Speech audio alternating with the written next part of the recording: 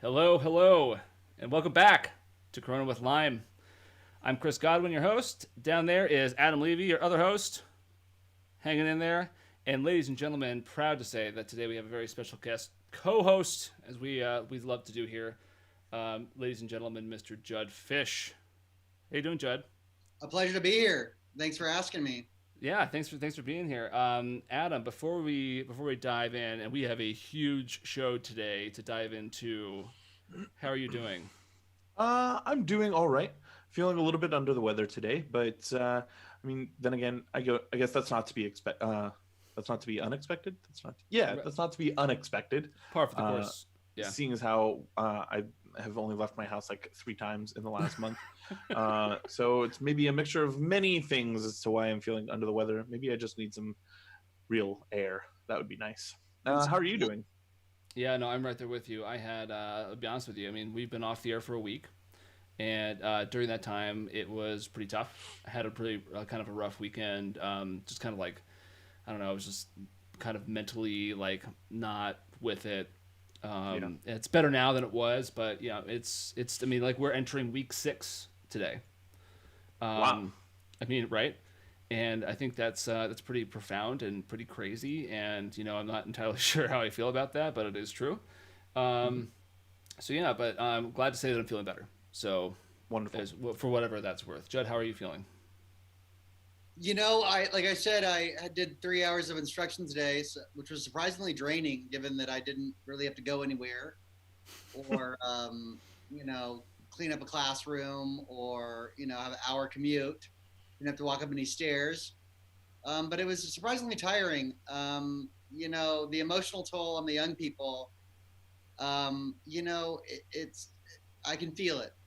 I can Yeah, feel the hopelessness that a lot of them are experiencing right now, and yeah, the sentiment that there is no future. right, As right. And I mean, it's understandable to feel that way. The news these days is getting pretty bleak, and that is a perfect segue. So we're gonna get into our grim ritual and get right into the news here. I'm just gonna go ahead and swap that out. Here we are going into our feed here. So we start always with what was happening a week ago. We were last on the air on April 13th. That was last Monday. At the time, the total cases in the United States was 554,849. Total deaths 21,942. That was 1 week ago, and today is April 20, 420. Total cases has risen to 746,625. This is all according to the CDC. Total deaths 39,083, though that is expected to have surpassed 40,000 today. Worldwide, last week it was 1.9 million cases, 1,921,816. Total deaths 119,542. And a week later, worldwide, here are the numbers: 2,482,348 cases. These numbers are getting really big. Um, and total deaths 170,395 deaths due to the coronavirus. That's pretty sobering stuff. I think all things considered. Anybody want to say anything about that? Anybody any reactions? Yeah, it's just frustrating everything that I'm hearing on the news, seeing articles coming out of like certain states that are reopening and stuff, and it's not like these numbers are just falling off and going away. Yeah, there are some states that are barely affected by this, and I totally understand certain people in certain places would like to get things going. But if you're in one of those states that has a ton of cases that are going on and still deaths are on the rise, like why would you even consider other like I don't know. I think some people are scared about money and putting money over lives because money equals lives in some situations. But right now, I mean, everybody's in the same boat. It's not like you're the only one not making money and tons of other people are just bringing in the cash. Like we're all unemployed. We're all suffering. We're all going through the same thing. Wait for your unemployment just like everybody else and collect Right. like you can and go back to your job when things reopen because I have a job. like it's waiting when we're done, but whenever that is, I don't know, just limit contact and kind of help other people stay healthy. Look at those numbers. It's not a joke. It's not like, haha, Yeah, this is and funny. it's a shame to have watched over the last week so many people kind of decide that it is a joke. Well, Adam, It's I been hate to tough. disagree with you, but But you're going to do it anyway. yes, I'm gonna do it anyways. Of course I am. Because I have I still have a job and I've still continued working, and the stimulus check was nice, but I would have been fine without it. My pay rate has not been cut at all. In terms of my like direct financial impact of this, it's been negligible to say the least. But a lot of the people that maybe pushing for this reopen, maybe the people who are completely financially destroyed by this, and they are at a complete standstill, zero income, and their costs remain the same. I know we do have some kind of socio-political things People. propositions to remediate that with the rent freeze and the mortgage freeze and this sort of thing. But a lot of these people that might be demanding that we reopen our country for business might be people who are at a complete loss right now. I mean, Judd, I think a lot of us are at a complete loss. How much money do you think I've made since the first week of March? In fact, go further back. How much money do you think I made at the end of March? Well, I'm not denying I'm not denying that you might be impacted, and that other people might be impacted, and that some people that are saying we should not reopen the country are some of the people suffering. But I also think that there are a lot of people that are arguing for the reopen because their life depends on it. And a lot of the people, the politicos, our politicians, the people on the news, are still working. It's so funny that you chose the words "their lives depend on it." Well, and I think that's a strong point, because we're talking about a virus that is literally taking lives. And the argument for people, the argument for people is that they can't live without finances. But the point is, you can't live when you're dying of a virus either. Now, the money can be put on freeze. I have a mortgage. I have a car to pay for. Like, I own my house. I haven't had any sort of income since the end of February. I work in the service industry, so I work on cash. So I've had no cash coming in. I have not received any benefits from the state of Maryland in the form of the unemployment or the CARES Act that was supposed to be granted to me. I applied for that a little over a month ago. So I have received zero income from that. I have not received my stimulus check. So I've been living on literally $0. In fact, I'm indebted. So I've been living on negative money. I think I'm just as much impacted as the majority of people. The only difference for me is I don't have any kids. So I would say for the people in at least my local area that are protesting because they're not getting income of some sort, I think the protest should be directed at why is there no income coming out to supply me and my family? Like, what is the holdup? My mother, who has not been out of a job in the last 40 years, is out of a job. She applied for unemployment. She has also not received her Maryland state benefits. I have two other friends who've not received their Maryland state benefits. Like, these are all people that rely on money to be able to survive, just like the rest of the country. Like, unfortunately, like freedoms come with its cost, and that cost is you have to pay to live here. You have to pay your bills, you have to pay your mortgage, you have to pay your rent, you have to pay for cars, you have to pay for services, you have to pay for food, all that stuff. We are all living in the exact same scenario. We all need money, but at the same time, we need to make sure that we're not endangering the lives of other people with a physical threat to our lives, which is this virus that is being spread. Now, I'm not here to say that your point is wrong. My perspective on the situation is, for me, I think it's the safest route would be to make sure that we're not coming into contact with other people. Whereas Florida opened up all their beaches. Yeah, that's protesting opening the state. People going out to the beach. That is so unnecessary. I understand that some people might need businesses reopen, but having hundreds of people flock to the beach together, that's not getting business or saving lives. Like that's the absolute negative. And this is what people are protesting for. Like people are just protesting to get out of their house, and they'll use whatever they can to do that.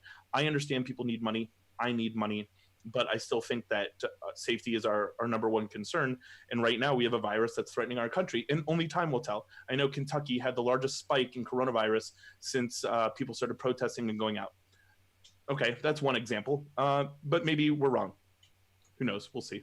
Well, I actually wasn't arguing in favor of reopening. I was just kind of trying to see it from the perspective of the people that are protesting, and that maybe, not to necessarily vilify them, but to try to look at it from their perspective a little bit. Like, why are they arguing for this? And I think, some of us would say that, oh, well, they're just trying to fight so they can go back out on their boat, they can go to the beach, et cetera, et cetera. But I think for some people, there actually is no safety net. And I can give a few examples of that from my own experience today. I have a young lady who's a senior in high school, straight A student, involved in athletics and the theater program, of course. Lovely young lady. And her mom is a house cleaner.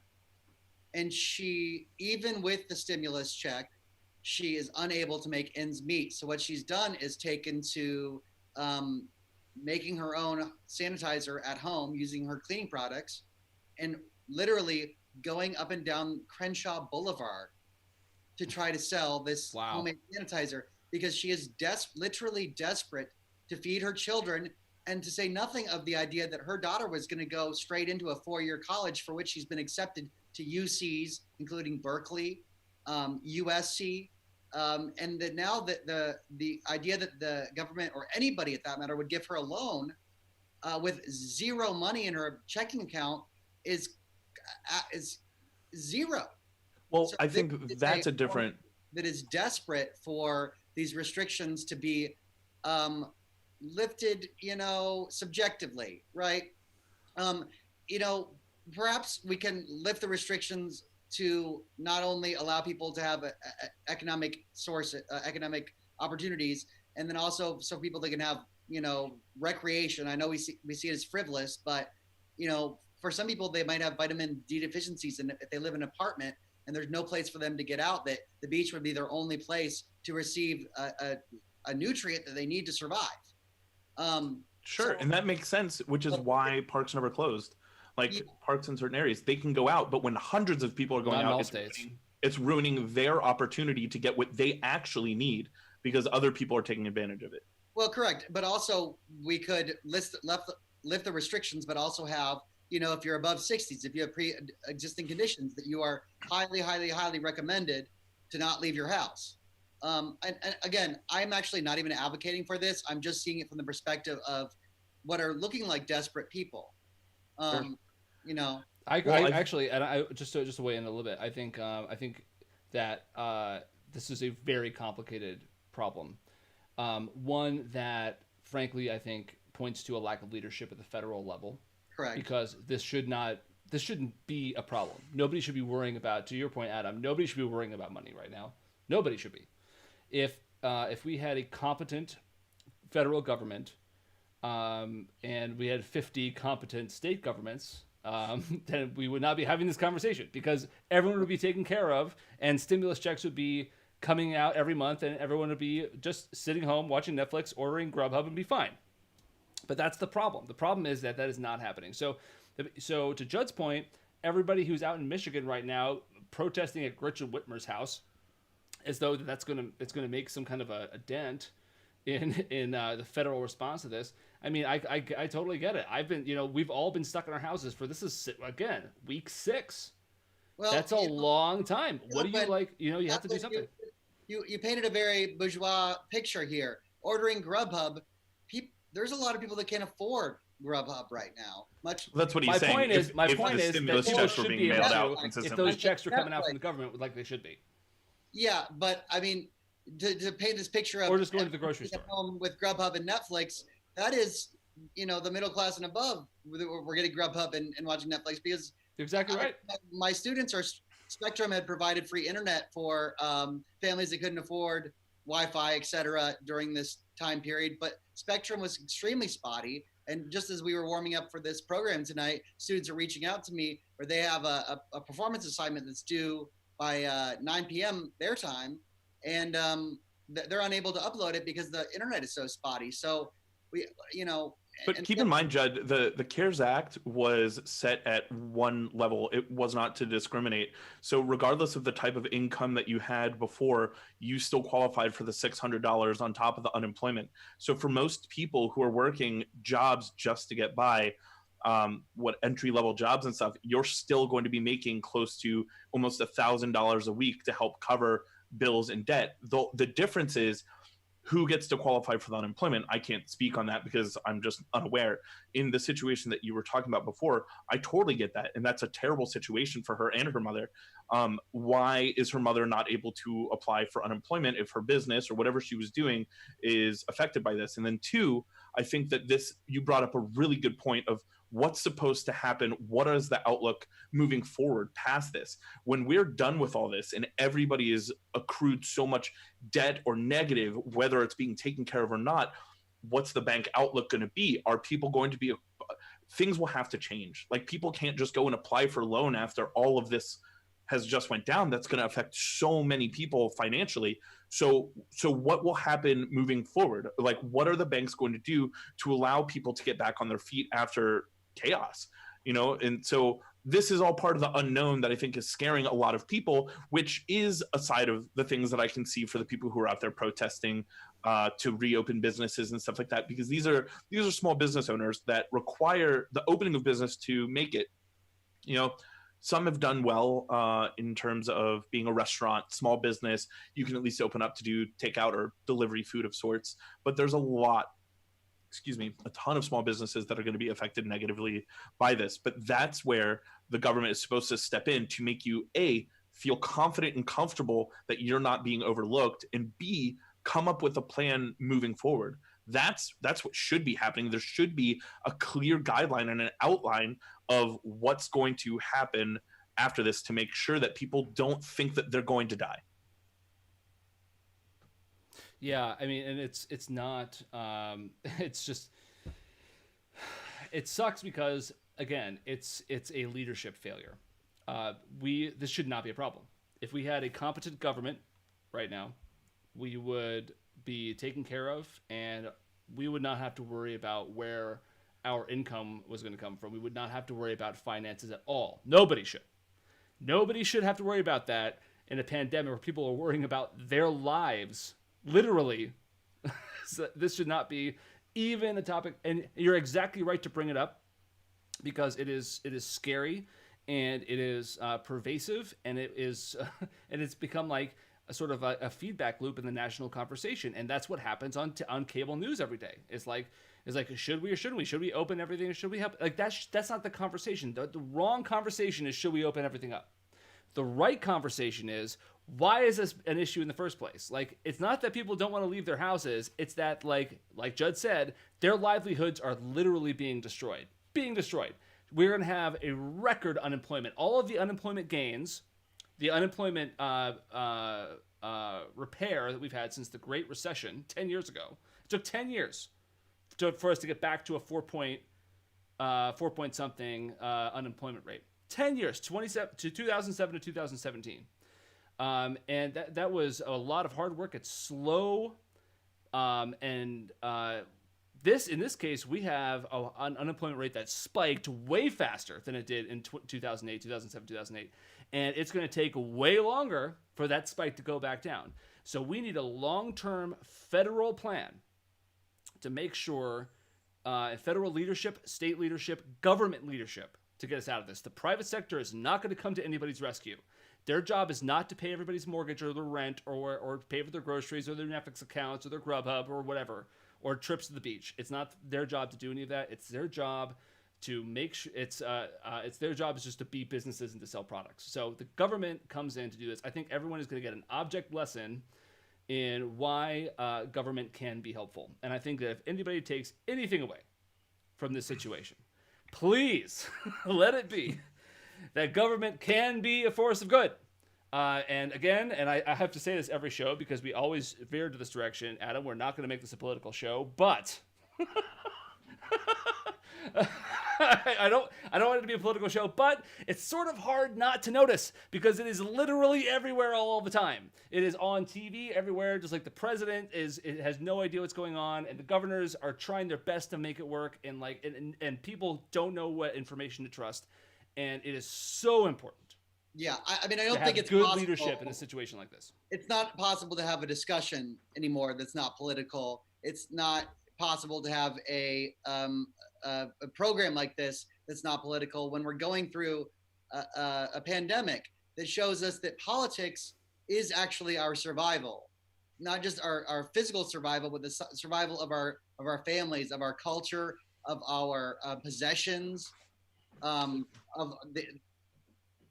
our educational system, like everything.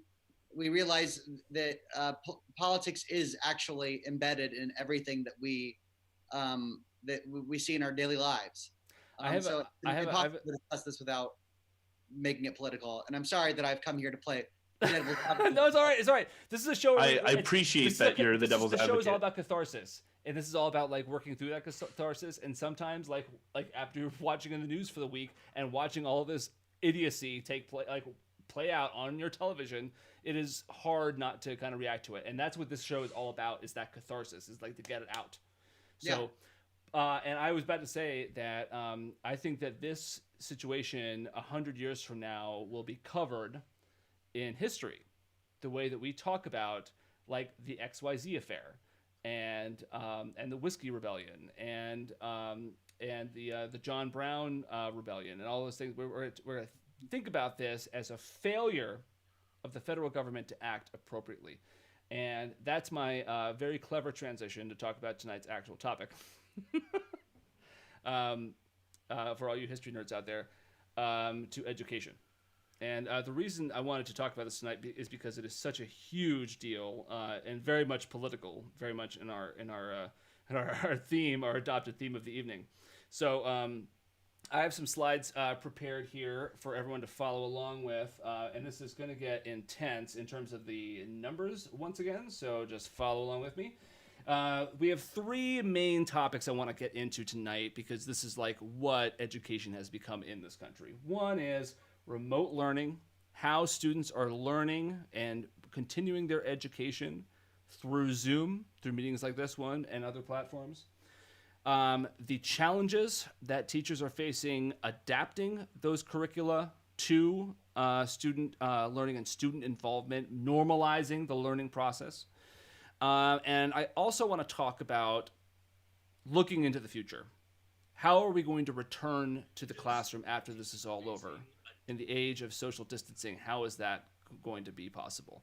I think that is a huge challenge, and tonight we have a lot of great guests, Judd and many included, who have a lot to say about this, and it's really important, and I'll tell you why.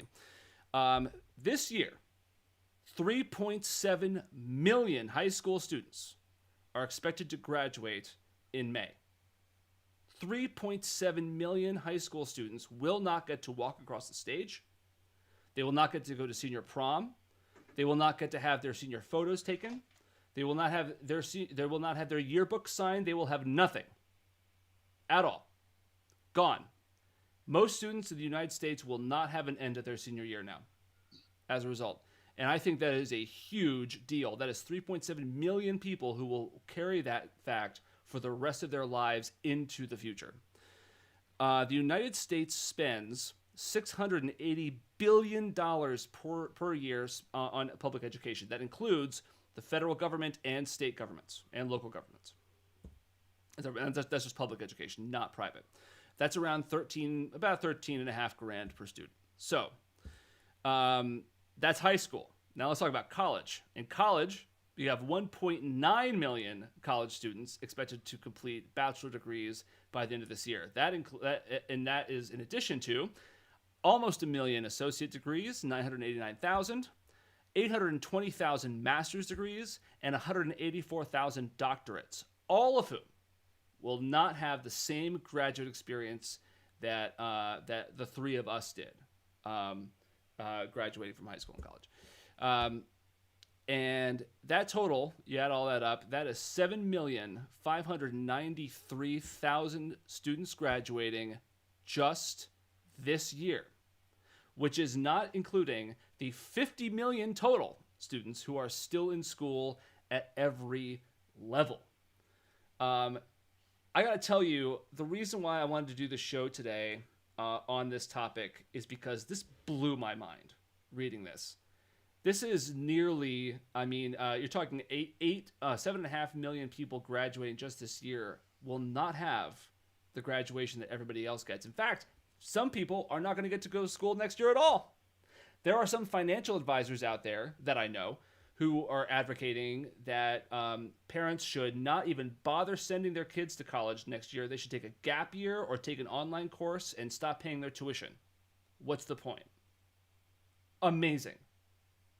That's an amazing thing. Millions of people are going to be living through this. And that's why I wanted to talk about this tonight. It's a huge deal. It is affecting so many people, and not only the students themselves, but their families, their benefactors in a lot of cases. Like if you're a parent or a grandparent who's paying for your kid's education, or you're a student loan company, or you're paying student loans, what does this mean to you? This is a huge, huge deal. And I wanted to do a deep dive tonight into this. And Adam and I have been talking about this for weeks, about doing a big show about this because it is so important. I'm so glad that we have Judd here to get into the details about this. Judd, I'm going to turn that over to you at this point because we have a couple of guests that you recommended we talk to tonight, and they're brilliant and wonderful. Give us a little bit of an introduction and tell us why we're going to talk to these wonderful women tonight. So thank you for sharing those statistics. Now, I'm not really a statistics person. I'm not a numbers guy.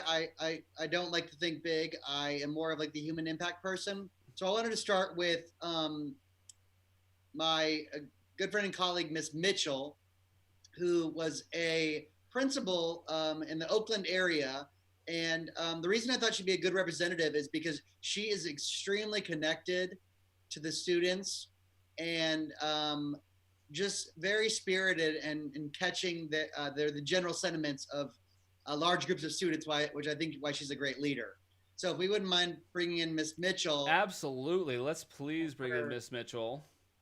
And she is joining now. Salida, if you are there, Miss Mitchell. All right. Hello. Hello. It's so good to see you. And you are, of course, on mute. Hi. Hi, thanks for having me. Thank you so much for joining us. Hello. It's so good to see you. Oh, do you have our YouTube? You may want to mute that in the background because we can hear it. Thanks. So I wanted to. Judd, just go ahead and take over because Judd knows what he's talking about and I don't, Salida. So I'm just gonna let the pros. Pros hash that out. Judd, go ahead. You know, I just to touch upon the social psychological impact this might be having on our student bodies, especially, you know, not just like the general mainstream students who, you know, their parents were going to pay for them to go to college next year or 2 years from now, but what's happening to, you know, the other kids in our society who are generally underserviced by our social political system and education system to begin with. Like, what do you think is going to be the long-term impact of this? How is this going to change their attitude towards achieving higher education, their sense of self-confidence? And there's a lot of questions to throw at you, but I was also, just as an anecdote, I was working with some freshmen today in my Google Classroom, and I wonder, you know, you inherit freshmen as 8th graders, and by the end of the year, they're high schoolers. You know, are they going to make that leap? What are your thoughts on this, Salida? Yeah, I mean, I definitely think that any student that was experiencing any type of gaps or struggles in school is definitely going to be impacted by not being at the school, especially those students who are receiving services, who are receiving counseling, occupational therapy, and even down to just like the lunches and that interaction with an adult in their life, telling them something positive. And you also talked about high school. I think that a lot of students are going to lose motivation. There were students who were on contracts to where if they got their grade up to a certain point, different things would happen. And now a lot of schools are not doing grading, are doing pass and fail. And I think that that's also going to be able to affect students. But something that I am a little bit excited about is the waiver of the ACTs and possibly SAT. I think that that's going to yield some different demographics into some of the colleges. But it's scary and it's a big deal. So I'm happy that you guys are bringing this to the forefront. What are you hearing from like current students or past students? Like some of our kids that were on their trajectory, whether it was college or career placement, like, are they talking to you about this? Are you, because I know, like you were saying, you're one of those adults who could give them solid advice, who could put them in the right direction. What are you hearing from them? Yeah, I'm hearing I feel like they're just afraid. They don't know what is going to happen. They don't know what the possibilities are going to be in higher education. What is it going to look like? Is it going to be online? And then also just feeling like they're being gypped of the experience. I think especially for a lot of first generation college students like myself, when we think of like the dorms, when we think of like that signing day, all of these big monumental moments are not there for them. So it's harder for them to kind of create the connections. And then also the hiring front is something. So at the current charter school that I'm doing some consultation work right now, I'm doing teacher recruiting. And a lot of people don't want to come into teaching, or people that were in the pipeline in terms of interviews. They're walking away from it because they don't know that they're going to have a job. And as we know that in California and nationwide, we're experiencing teacher shortages. And so I've definitely seen the impacts of this virus on us being able to recruit teachers for our residency program, and then also keep teachers within our district. Yeah, and I think that's a super important part. We do constantly have a shortage of math science teachers in the California education system. I've been at the same school for the last 3 or 4 years, and we've constantly had vacancies or teachers who, you know what I'm saying, that could have been made better suited somewhere else. But very politely put. Yeah, but the science and math are the people that we need in the pipeline to solve this kind of problem. If we're not producing great science and math teachers, then we're not producing the next round of scientists and doctors and nurses and healers to prevent or to remediate this kind of thing. And it's completely outrageous. And I'm hoping that if there is a silver lining of this, that we'll give more children access to higher education at a reduced or minimal cost rate. Because what we've told our young people is that if you can't afford to put yourself through 7 years of college, then you don't deserve to be a doctor, which is absolutely wrong. That people are being denied access to a career that could save hundreds of thousands of lives as scientists, doctors, nurses, innovators, that they are not even given the opportunity, the chance to reach for this goal because their parents don't have money, which is what is completely outrageous about our education system. We can fill our high schools and middle schools with great math and science teachers if we had enough of them, because we're not educating enough of them. Where are we going to find these science and math teachers to go teach in places like Oakland or South Central Los Angeles if we're not teaching, if we're not giving the children from those communities access to higher education in a way that they can financially survive? We've created this social issue, and then we're wandering around looking and asking, we don't know what the problem is. The problem is access to education, and we're not giving people the opportunity. It's a closed loop, right? It's getting worse and worse.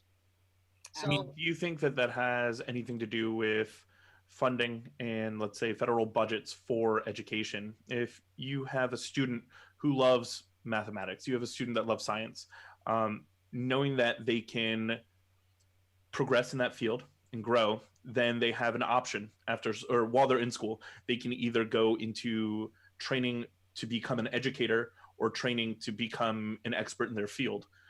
I mean, how often do you think that choice is easy for them to make? Like, do you think that there's a lot of people who I could become a scientist and work as a scientist in my field, or I could educate youth on being a scientist themselves? I think that has a lot to do with the funding that we put into our education. I think there needs to be more funding. I have a lot of friends that are teachers, and they're stressed a lot of the time. They work really hard to educate this country's youth, but at the end of the day, I mean, paychecks, not all the benefits are where they should be for somebody who's literally bringing up the next generation of our society. And if there was a lot more in that realm, in that department, to encourage people to go to school, want to become an educator, want to give that same joy that you guys have about influencing youth, then they can then take on that responsibility without having to worry about their own financial life, their financial future. There's so many sides to this. Well, And yeah, Salita could answer the question more about education funding because she works more on that end. But if you had to take student loans all the way up through your master's, your bachelor's, master's, and teaching credential, you would not make enough as a teacher until you were perhaps 60. Even at that, if you weren't factoring cars and mortgages and your own children that you might have, it doesn't. The teaching profession does not provide enough economic opportunity for teachers to dig themselves out of 7 years of debt. I mean, I love sports a lot. I love sports, but the average salary of an athlete compared to the average salary of a teacher, I mean, yes, both have their own way of influencing youth, but I think that, I mean, I'm all about education, and I feel like it's super important. So yeah, I'll let you answer any questions. Salita, in terms of budget funding, are math sciences funded enough to produce students who even have the interest? I would say no. I mean, I think that the budget definitely plays a huge role in being in the class and being able to provide enrichment opportunities for students. But when you think of inner city students, or particularly like charter schools that you and I teach at, the budgets in general impact hugely, mainly because schools are not using the money to, one, support teachers, which is we're the ones that are on the front line with the students. And then also a lot of the funding isn't being put back into the families. And so you'll see huge discrepancies. For instance, I'm supporting a school in San Jose. They have funding. They're not appropriating the funds. So they were able to get hotspots for every student. So they're not dealing with the spectrum issue. Whereas you have another school, the school close to where I live here in Richmond, they don't have any technology for students and they're providing packets. And even some classes had teachers that left mid-year. So these kids don't have any packets while some of their siblings may.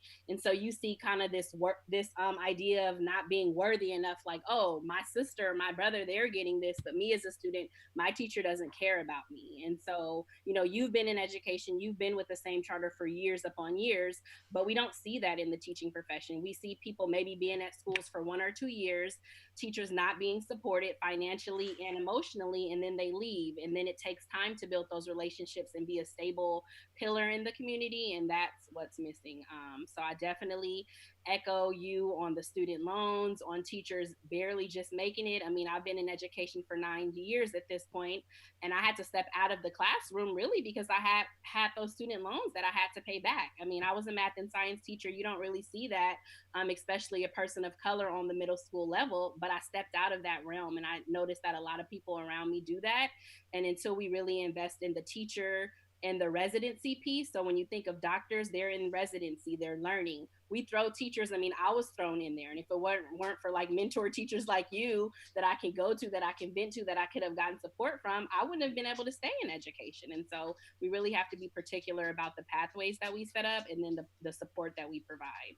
Yeah, and I think that's well an important said. point. Yeah, facilitating relationships with other teachers, instead of always comparing each other to one another or having each other evaluate one another, to support and make connections. I mean, I think the reason why Miss Mitchell and I had extremely unprecedentedly high test scores with our students for 7th grade class in 97% poverty, and I think it's because they had she was teaching math science and I was teaching English history, and it was like a mom and dad.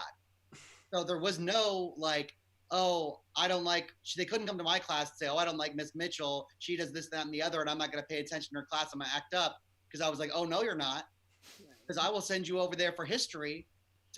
If you got sent out of her class during science, you will go over there for history. Or I will make sure, we'll both be the tag team parents, Yeah. And I think I've often advocated for in these kind of high poverty, high crime areas, maybe having a male and a female in the classroom at all time, and not a teaching assistant who's making minimum wage, a career educator who has at very least a bachelor's in the field that they're instructing.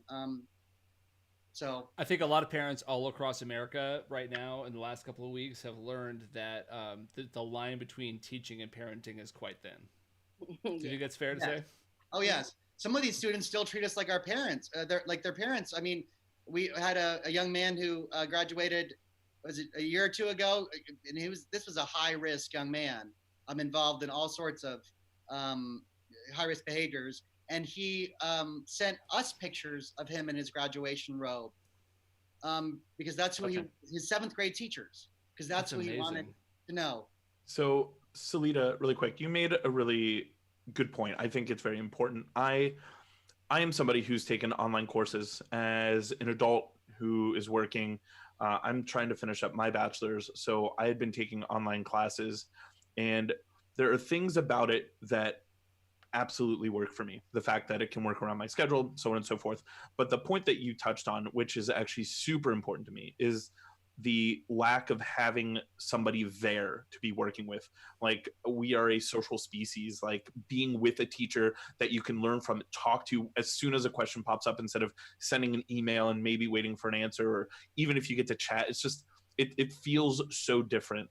So I think, to credit you, there's so much to be said about being in a physical setting where you can actually interact with other people around you. Somebody posted a question in our chat. What do you think about students seeking partial refunds for the semester because they don't think they're getting quality education via distance learning? Like, I don't know if that's even a question that you could really answer, because I'm sure that you would totally advocate for people getting refunds on their education if they're not getting quality learning. But yeah, what do you think about that? Yeah, I mean, I think that they can. I think that that would, I mean, be fair to say. When you think about how people learn, adult students, we all have our ways that kind of hit home for us. And a lot of people are more so that in person, I want to debate, I want to discuss, I want to be able to ask a question in the moment. And then for me, it really depends on the teacher, because like you have Mr. Fish who's doing his Zooms, he's like holding students accountable. That's always been his demeanor. But you also have older teachers, people who are about to retire, who don't really care for technology, who aren't experienced, and that's not the same education that they're providing. So until the state or whoever, the CTC, comes in and mandates what distance learning is going to look like and ensure that that's fair for all students, regardless of the grade level, there are going to be some discrepancies, and there are going to be some people kind of feeling some kind of way. Yeah, yeah. I feel like this is a big subject that we're talking about, education and moving forward. And I think that in light of recent issues, a pandemic, I think that there might be a lot of changes coming out after this with the amount of online schooling and things like that. And I know we were just talking about, requirements to get more educators into the school system and stuff.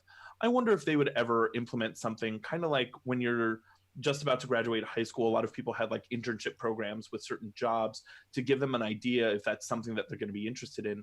I wonder if, like, on a collegiate level, if there are people who, are starting to become biologists or different sciences, or, mathematicians of some sort, that maybe they could have an internship that would put them into a school setting to teach, as a way to fast track them with certain amount of credits.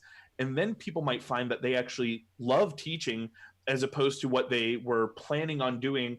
I feel like I didn't start learning about what I really wanted to do career wise. I still don't even know, until I started getting my feet wet in certain industries where I actually got to kind of play in that realm. How do you think that would work out in a new form of educational society? I think that's kind of the new wave. And so creating pipelines and pathways for teachers and being heavy on recruiting people who maybe aren't in education is the only way that we're really going to find teachers. What I will say is I think that the criteria to become a teacher needs to be reevaluated, because the process is intense. And while I think it's needed and warranted, because you are dealing with our students who are most at risk, I think that causes a lot of barriers. And so, I mean, in terms of finances, in terms of the amount of tests that somebody with the general BA would have to take in order to be considered for a teaching program, that has to be reevaluated, because that takes away a lot of our candidates, and it just puts a barrier. It's like when they think about the pay and they think about the lack of support, why would someone want to do it? But Sure. there has been an increase in residency teacher programs where districts and charters are creating their own. You have places like Teach for America and Peace Corps who have been around, and I'm actually a TFA alum, and I was recruited to become a teacher as a business major from Loyola Marymount. Wasn't really thinking about teaching, but I decided to do it.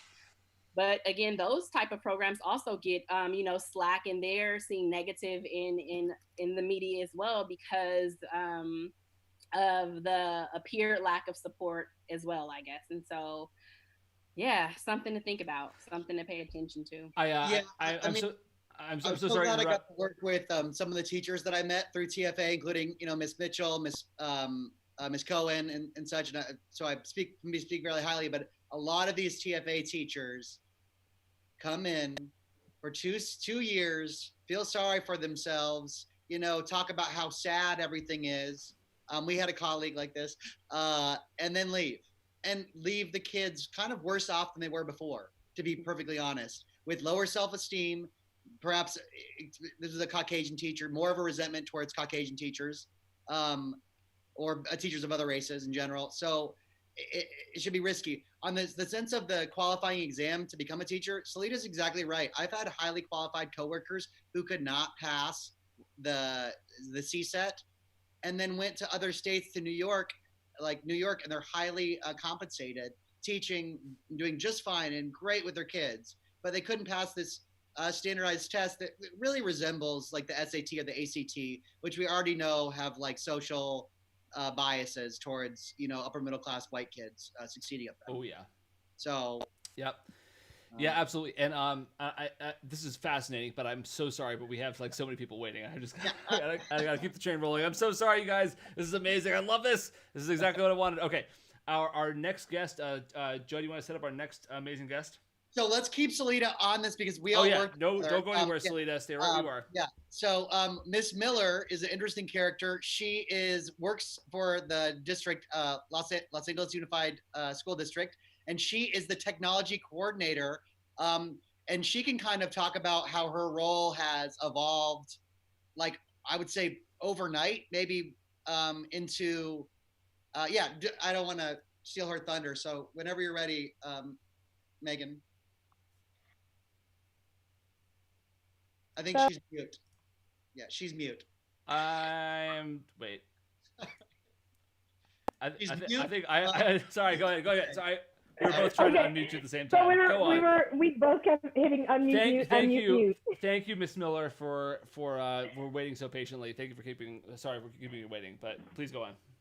Okay, so I'm a technology coordinator at a school in downtown Los Angeles. It is LAUSD, so I am now no longer a charter school teacher. I am a union teacher.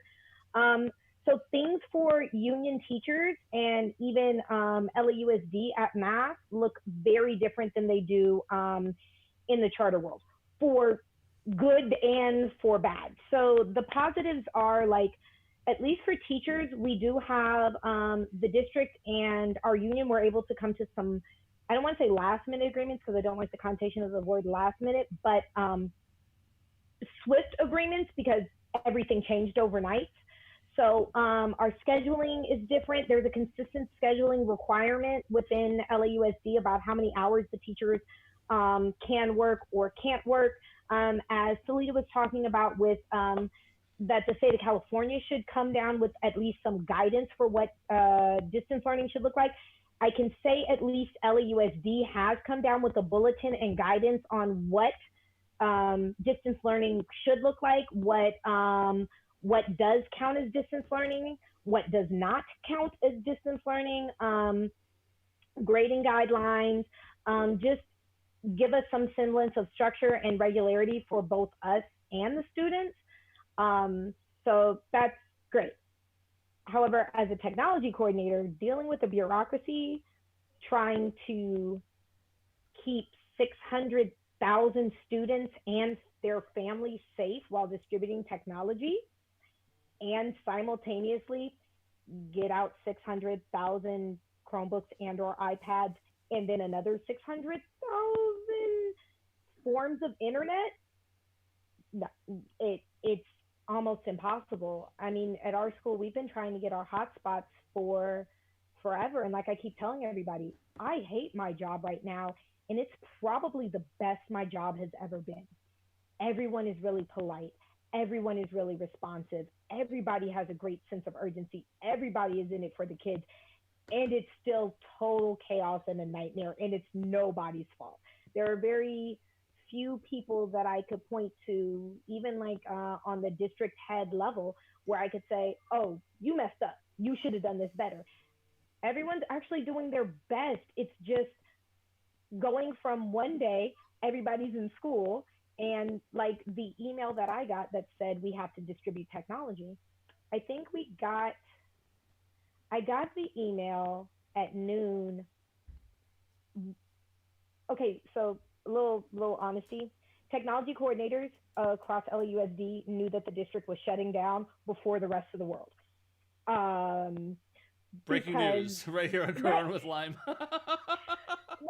So we got an email that said, hey, by the way, we need to know every single piece of technology you have on your campus, good, bad, or ugly, by today at 3. And I'm like, so I worked very hard at our school. We made sacrifices in our budget, changed things around. Our school is 1 to 1.75. So instead of having one Chromebook per kid, we have one mobile lab per teacher, so that even on their off period, every teacher has access to 35 Chromebooks in a standard general education class and 15 in a wow. That's amazing. That's a lot of infrastructure to manage too. I mean, what's your how many? No big deal. What ballpark it for me? How many teachers and how many students are we talking about here in LAU? That's Los Angeles Unified School District for the uninitiated. And LA public schools, what's that number to look at? So because I adhere very strongly to my contract and I like my job, we're going to keep speaking about my school generally. But my school vacillates. My school vacillates somewhere between currently we have 1,750 kids. We vacillate anywhere between 1,700 and 2,100 kids. So I try to make sure that instead of having enough laptops for the changing numbers of students, we have enough laptops for 95 classrooms. Or there are there are about 4 or 5 stationary labs. Like I teach out of a stationary lab because I like an old school Dell. So my kids have some of the oldest. How old-fashioned of you. They're going to come take my Dell computer. Do they play Oregon Trail? Oh my gosh, I was just about to ask that. Gosh. Yes, Judd. Bring back Oregon Trail. Everyone learned what dysentery was. Oh. I reload my computers. I refresh my computers. Actually, mine in my lab. I do them every summer, every Christmas break, and every spring break. I wipe them completely clean and put the newest version on. So I have some of the fastest computers in the school, but LAUSD salvage is at 5 years. And the other day I put in a help ticket for a computer and the guy was like, well, we could just take this. I was like, no, just try to fix it. Just find a replacement somewhere, please. I have like some of the last ones in the district and I'm holding on to them for dear life. And now they found out, and because of this podcast, I'm going to go back. I'm going to have no computers. they're going to know. So I have so many questions about the technology of this because Absolutely. I feel like everyone lives on Zoom now. Classrooms Blackboard has become a way of life. For those who don't know, Blackboard is a very important old school education platform. Everyone's used it forever. It's got to be 20 years old by now, if not older. Are you talking about a chalkboard? No, right. Basically, yeah, it might as well be a chalkboard. But like an ancient software program. It's been around forever. Everybody uses it. You guys use it at LAUSD? Is that still a thing? We have Blackboard Connect still, yeah. So so the connectivity that students have to their resource materials that they're interacting with. Where are the pitfalls? Is it working? What needs to be improved? What are we looking at in the future, technology-wise? So I have a particularly interesting, I guess, window into that. I was hoping you'd say that. I'm on the one hand, I'm a technology coordinator. On the other hand, I'm a mother of several children, And so I'm experiencing this from like all the memes that are talking about how hard it is to homeschool. And I told someone once, I was like, I literally went into education so that I would not have to teach the age ranges of my children. I left middle school Oops. for a reason. Now I'm back teaching middle school because my eldest is a middle schooler. So Right. I have my two youngest are in charter, and they're in elementary, and then I have a son in middle school at LAUSD, and then I myself am a technology coordinator in LAUSD in secondary. So I see all three levels. I see a little bit of charter. I see a little bit of public school. The good thing I will say about LAUSD is they rolled out this program, our current LMS, Learning Management System. The most popular LMS that most people are familiar with is Google Classroom. It's free, it's widely used by charters. We still use it more often actually as a teacher management platform than a student management platform. So in LAUSD, the good thing is we have an LMS that we hated. Everybody hated. Why we have this new thing? We all know how to use Google Classroom, blah, blah, blah. But they shoved it down our throat, and I've never been more grateful because what it does is it allows for math updates to the students. We can post assignments there. We can grade our assignments there. There's a path back to it. The other thing that it has that Google doesn't have as good for the individual teacher is analytics. So I can look in Schoology and I can see who logged into the system and when they last logged into the system, and then who specifically logged into my classroom. So I have one kid in particular, because on top of this, I also teach AP. I have one student in particular who I just called his mama. I was like, no, he's logging on every day, but he doesn't log into my class. I don't know what his beef is with me, but in general, is just he hasn't logged into AP language in a week and a half. So we're able to see those teacher by teacher. And then on a large scale, for me as a technology coordinator, I'm able to print out a list analytics of what teachers are logging in, when they're logging in, what students are logging in, when they're logging in. And so when we were creating our new distance learning schedule, we were able to use that information to create a block scheduling system that was more representative of the actual login habits of our students and the login habits of our teachers. We were able to pare down that list, and it also tells you what device, like the analytics are so good, it tells me what type of device. So I know the kids who are logging in from a school Chromebook, logging in from a personal device, and the kids who are logging in from a cell phone, and then the kids who aren't logging in at all. And so then I, as a technology coordinator, can reach out to those kids and say, hey, baby, it's been a month and a half. Are you tired of using your cell phone? Because I know, like, that last paper you wrote on that cell phone probably. Oh, writing a paper on a cell phone. So what you're saying? So just to be clear, you're saying that you're kind of using AI and machine learning to figure out ways to make students' education experiences with technology better. Yes, we even the schools that, now I will say our school is extremely ahead of the curve. I'm not going to say because I exist, but because we have a technology coordinator, because the principal before our current principal and our current principal saw the wave of the future coming. They've been investing very heavily in our technology. We have a very progressive technology professional development program. I am utilized on my campus. I exist because the people who are over me believe in the use of technology. And so, as you were saying, our teachers, as Salid was saying, some of the veteran teachers might have a bit of a more difficult time. Most of the teachers on our campus on some level were already doing some form of this. So our transition on our campus was much smoother because pretty much everybody just started learning Zoom. Everything else they could kind of navigate. Like the more advanced things, because our LMS can do some really cool stuff, people are now asking for that, but posting an assignment, checking the assignment, making sure the kids could look at the assignment, having YouTube videos, all of that, either our teachers were aware of, or because of the infrastructure that my leaders created, I was able to troubleshoot, and I'm still doing Zoom training sessions for our teachers regularly. So they're learning how to use new platforms, integrate those platforms, use new programs. So it's happening at a lot of schools, especially on the secondary level, because the secondary, a lot of people in my role exist in secondary.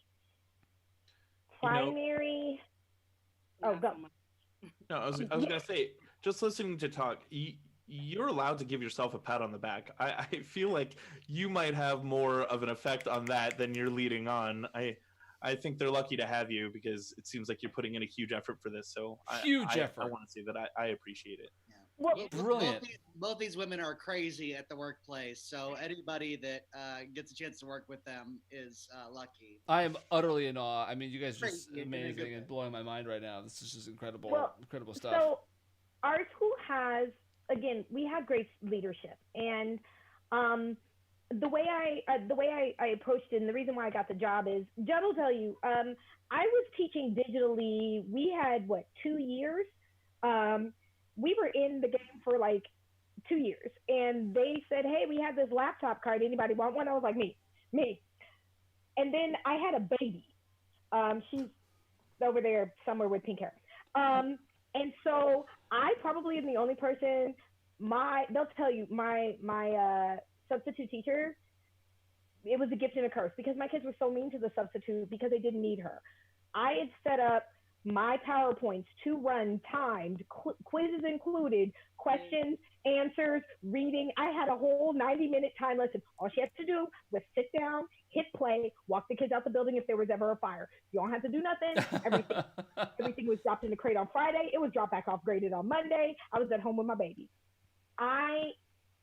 That is not because I'm an extremely efficient person. I am lazy, and I don't like conflict with parents.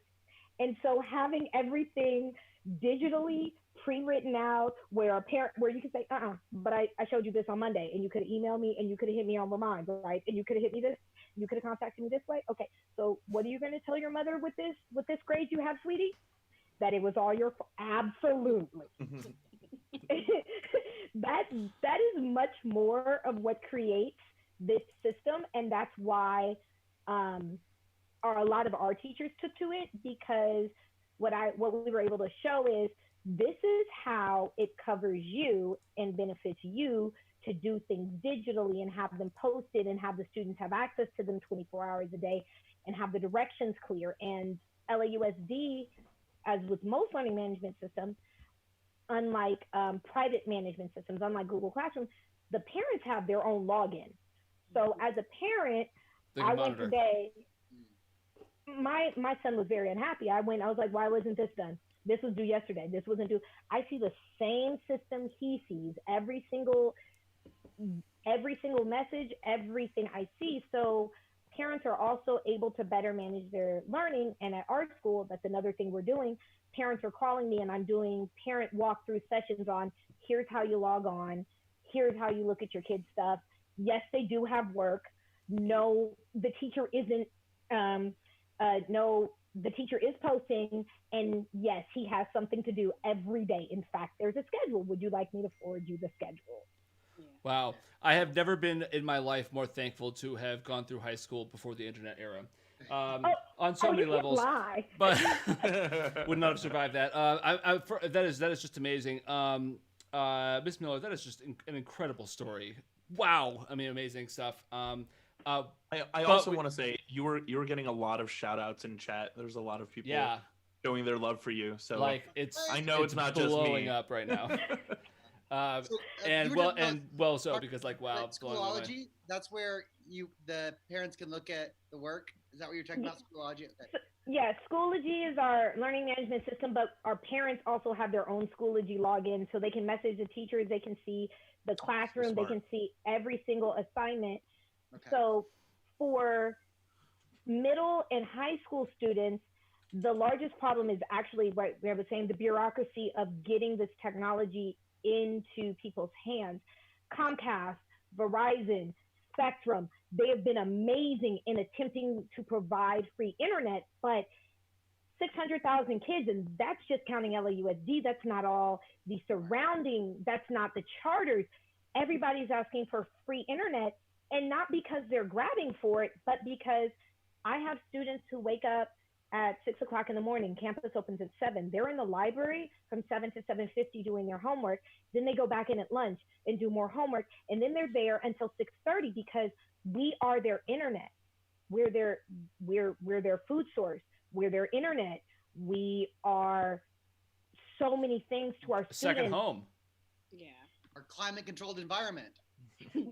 Yeah. By shutting down the schools, it's not just the education that they lose. I had a post on Facebook about it. Like, when they said they were shutting down the schools, I cried. But I didn't cry because we lost grad night and graduation only. I cried because there are kids who leave home early and get home late because home is not home. I cried because we are the only place some kids get a hug. Or a meal. Or a clean restroom. Hugs, or clean restrooms, electricity, water. There are sanitary napkins for so many of our female students. No one thinks about this. Yeah. But how many girls raise their hand? Yes, they really do need to go to the nurse, and they stock up. We are not just education anymore. We're a very large social network. Kids get their glasses through us. They get their contacts through us. There's a clinic on my campus. We are the healthcare for our community, and we're shut down. We're not just a school. We have a healthcare clinic on our campus. We are the largest. Oh, I'm about to say who we are. Never mind. I'm gonna hold that thought. It's really important. Not just the physical healthcare, but also the psychological, mental, like socio-emotional healthcare system. Early, I was playing devil's advocate to Adam about the shutdown and why people would argue against it. And I think you've just illustrated the point for a lot of people why this is a desperate situation. It's not Netflix and Grubhub for a huge part of the population.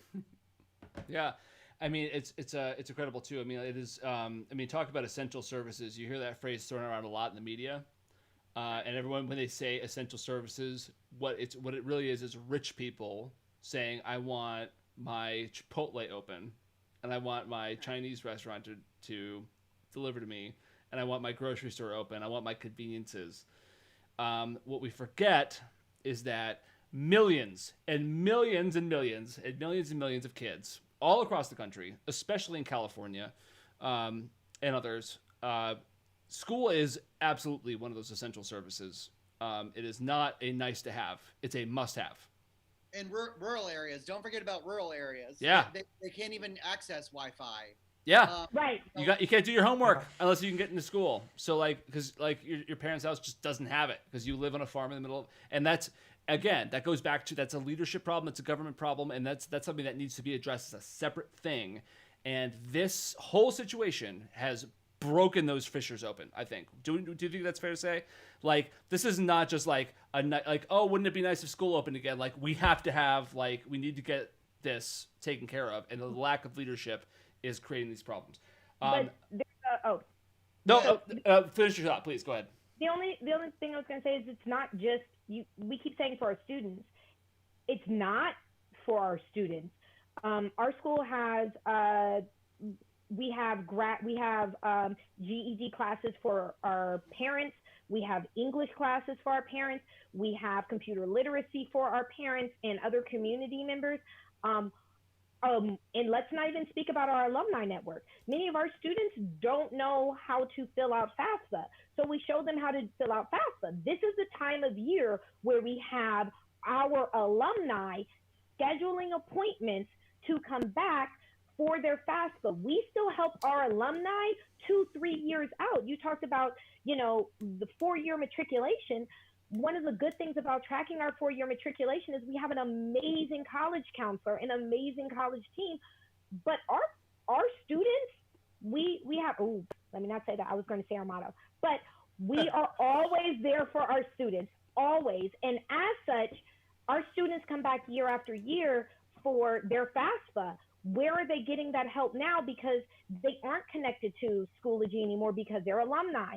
It's harder for them to get in touch with us because they're alumni. We help them pick their classes per semester. We help them pick their summer school classes at community colleges when they come home. The public school system has embedded in it so many community supports for impoverished neighborhoods that when you close down schools, you close down the world for so much of South LA, at least so much of South LA. We are, if you name healthcare, you talk about Maslow's hierarchy of needs, every single checkbox on Maslow's hierarchy of needs, we provide that for our students, for our families. Yep. And so if you're watching this and don't know what that is, please Google it immediately. Maslow's hierarchy of needs. We are all of that for so many people. And so when they talk about reopening, they're talking about businesses. And that's great because financially the world needs to start moving. But if we don't, we are also childcare. So who's going to work at Chipotle when you open it? Because if I had a job where I wasn't a teacher and it opened back up tomorrow, I was like, who's going to watch these kids? Am I bringing them to work with me? Because even if you open up, you have, I think, between LAUSDs and the charters in Southern California by itself is 2.5 million children that are currently without child care. And so unless they have a big brother or a big sister, how's mommy going to go to work? Yeah. Based on all the feedback that I'm reading in chat, I would say that self-actualization is definitely something you get within your organization. I'm sure you've helped a lot of people realize themselves, which is just amazing. So thank you so much for coming on here and sharing all this with us. Honestly, I truly appreciate it. And the fact that you're pointing out that, education doesn't just stop with today's youth. Everyone is still a student. Everyone has something to learn. There's no one who knows everything. And for a lot of the parents out there to go in and get continuing education, it means a lot. And I think there's a lot of people who either I can't say that school they're shaped by school isn't just where you send your kids every day. Exactly. It's like it is a whole part of the community. It is all holistically a part. 100%. This, we could talk about this all night, but we still have yet more people to talk to, if you can believe it, because this is going to be a parade of people who are just going to echo everything you just said because it is so important. So important. That's what we're doing this show tonight for, is for this conversation. So, Adam, set up our Timothy. Next guest. So our next guest is a very close friend of mine, and I'm so excited to have him on here. Spoiler alert, fun fact for you out there. I actually am somewhat of an educator. I taught English in Vietnam for a period of time. And right now we have my friend, Tim, who taught me everything that I know. And he knows everything that I don't even know. So I'm really excited to have Tim on here. And he's going to talk a little bit about his experience teaching overseas. And he's probably going to share some stories about what it was like coming back to the States through all this chaos. And he lives in space. So in space. Timothy, welcome to the show, man. Hey, Tim. Hey, thanks, guys. Thanks for waiting for us. Watching is brilliant, and I've been loving this show. And I keep feeling like you got the wrong family member on. My grandmother was a teacher back in the 40s and the 50s, and my mom travels around and for Head Start and does things where she evaluates different schools. I have an aunt who's a teacher for LA Unified. My brother teaches at parochial school. My sister teaches for San Diego Unified. And I teach. And here we have you. Yeah. I teach English to Vietnamese students for the last 7 years. And then I just moved to Turkey in September. And I was teaching in Istanbul. And then the school closed down and fired me because of this. So I got out of Istanbul right before they closed all the airports, and I'm home helping my sister with my niece and nephew doing online school. That's super exciting, man. Well, I'm glad to have you on. You can absolutely share some of your teaching experience because education is the key right now. We have been focused. We've been focused so far very much on American education. What's going on here, and how our families and our students are dealing with this. But would love a little bit of international perspective. Widen the lens for us. What's going on in Istanbul and around the world that Americans need to know? So I had a different teaching experience in Istanbul. I was not teaching at a regular Turkish school. I was teaching at a Libyan school for Libyan students in Turkey. Wow. And when the coronavirus thing happened, they just closed it down and let me go and didn't pay me. So I couldn't really tell you what their plan is or what's going on in Turkey for schools. Well, let's answer that question. I do keep in contact with a lot of my Vietnamese friends and Vietnamese or teachers in Vietnam as well. And they've been out of school since the Tet holiday, which happened in January this year. So it hit a little early. Mm-hmm. And they did not come back from the Tet holiday and start working. And then they've started doing online teaching as of March because they were already out for 2 weeks and they were not coming back March. So they started doing online teaching. Are you still involved in any kind of online teaching, or has anybody reached out to you to try to continue doing that? I know you're back here. My friend Mary does a VIP Kid and teaches Chinese kids English online. And since they were out of school as well, that was going like 12 hours a day, 7 days a week, and she was making some good money doing that. But here in California, it's a little bit harder to sign on to those things because of some new law I'm not quite sure about because I'm not here usually, but I haven't tried signing on. Are you referring to our friend Mary, or is this a different Mary? Yes, our friend Mary. Is she not teaching in the Philippines anymore? Well, she's still doing the same teaching. She's just in Florida. Her husband is really close to getting his citizenship. Sure. So she's close to you. She's driven past you, I'm sure, a couple of times. Yeah, no, she stopped in. But she's not still teaching Filipino students. She's actually teaching Chinese students. It's always been Chinese students. Interesting. Okay. Very cool. Well, are you happy to be back in the States? Are you missing Vietnam right now? A little of both. I mean, it's good to be surrounded by family and be able to help out here. I kind of, feel weird not having worked in a long time. Where are you right now, Tim? San Diego. San Diego. Oh, I thought outer space. I was thinking the moon. Obviously.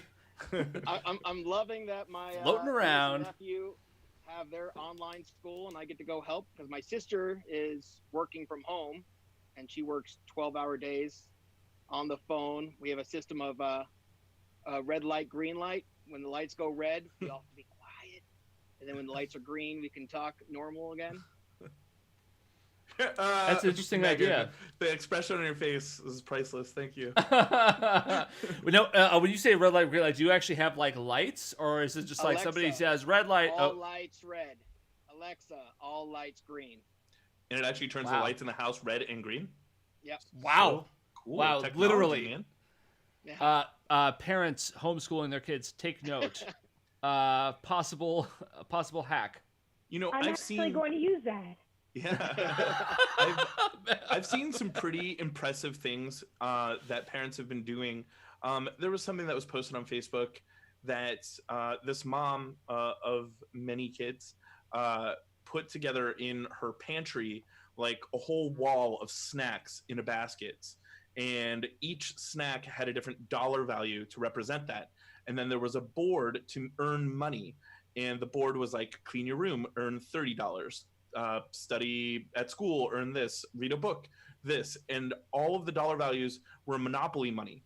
And as she's paying them in Monopoly money, they could go back and buy from the store from her to get the snacks off the wall. So if they want cookies are $30, but if you want like baby carrots, those are $5, $10. So you can get.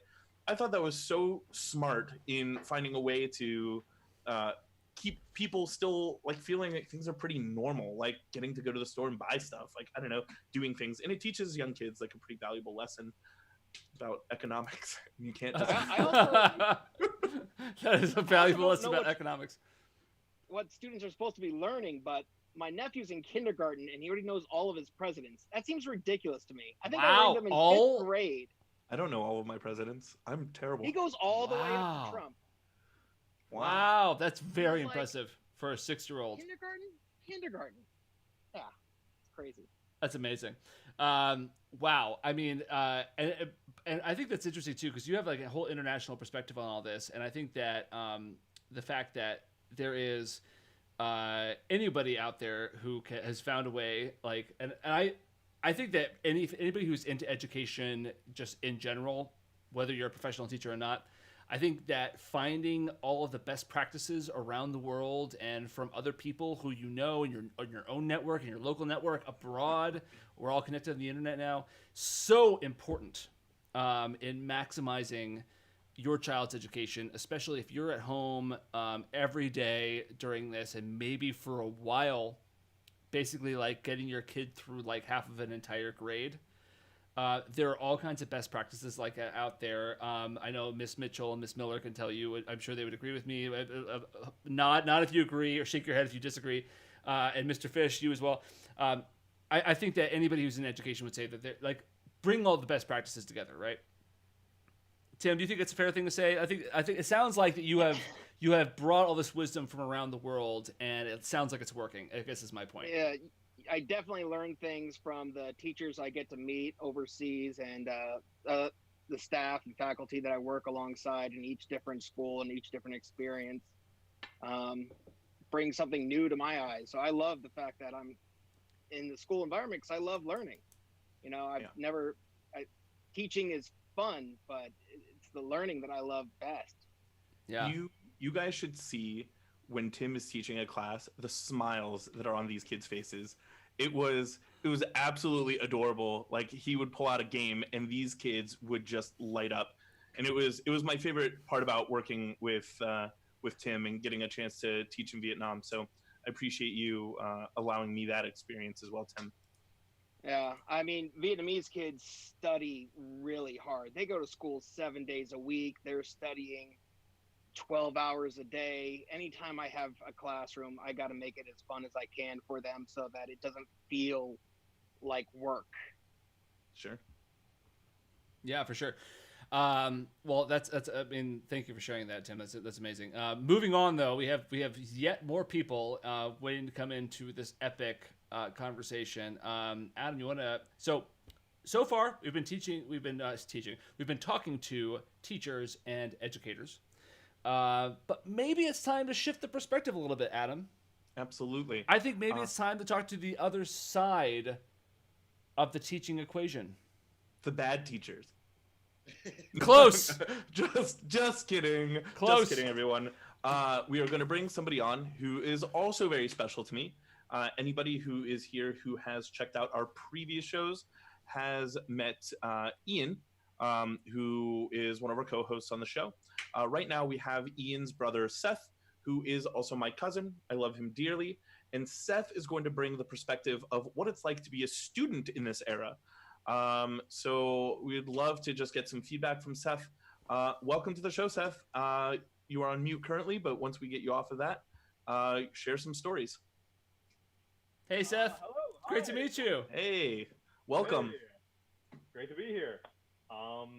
First off, I'd just like to say thank you so much for letting me be on the show. It's a great way to just like give opinions of the things that are going on currently. Sure. Yeah. Some points I'd like to bring up before like Jude, I love that we have a bunch of educators here. By the way, you guys are doing fantastic work. I greatly admire every single thing you guys are doing every day. This is Outbreak. But yeah, for opinions within, like, I'm obviously not a public school student. I go to community college, and like Jude had brought up much earlier within the show, there is definitely a sense of hopelessness around it. It's for me as well. It's very hard to not go into nihilism, especially nowadays, because we don't have access to the things we did before. We don't have access to the lives we had. We've been completely ripped out of our lives, pretty much. As Celia said it earlier as well, there are people where school is their life. One of my friends, Alex, where him going to UMBC, our friendship and the friends he has there, that is his family, because he comes from a very hostile and abusive family, and unfortunately he's had to go back to that now since he got kicked out of his dorm. And also my roommate Talia, who moved in with us literally just a month and a half ago, got kicked out of American University, out of her dorms, and now has to live with us because her home is in North Carolina, and she cannot move back currently because we might be afraid that we're all infected. What? So, oh wow! What, really? Nothing to like worry about. Just like a little bit of hesitation. But never mind that. On that note. I mean, is everybody okay? Is it like dire circumstances? No. We are completely fine. No one's showing any symptoms. We've done everything we can. So yeah. Tell me a little bit about your experience though, overall. I mean, I know you're while you're still what level of so you're in college at the moment. How close are you to being done? I'm around 2 to 3 years out of being done, since I've decided like double majoring in art as well as being a biology major. Yeah. I wish I had teachers like Jude, Saia, and Megan, because the current way that MC, the community college I go to, has been handling the transition to Zoom classes has been a complete shit show. Yeah. Like with just circumstances of everything's way of doing it, there was a very clear lack of communication within the first week of like what we were going to be doing and what our teacher wanted us to do. And then, oh wait, no, see, the college actually told me that now I'm not head of this show anymore. You have to do everything that they say now. So it's just been every week trying to figure out, oh, what are the assignments? Okay. And also, again, the use of Blackboard, which was not a major thing that we used in our classroom, since we mainly just used packets and our lab notebooks. And that's the other thing, as being a biology major, half of my time, if not full of my time, is being in a lab and dissecting plants, animals, other things. And hard to do that from your living room. I mean, you could, but your roommates might not like it. Yeah. But, hey guys, could you put off making dinner for a second? I'm cutting this frog open. Could you just chill for a second? Just a second. I have a frog. I'm just cutting it open. Just like, like hang on. It's hard to do that, right? Oh yeah, it's definitely hard. Especially when they're expecting us to do that exact same thing and fill out and do all the assignments where we cannot do that.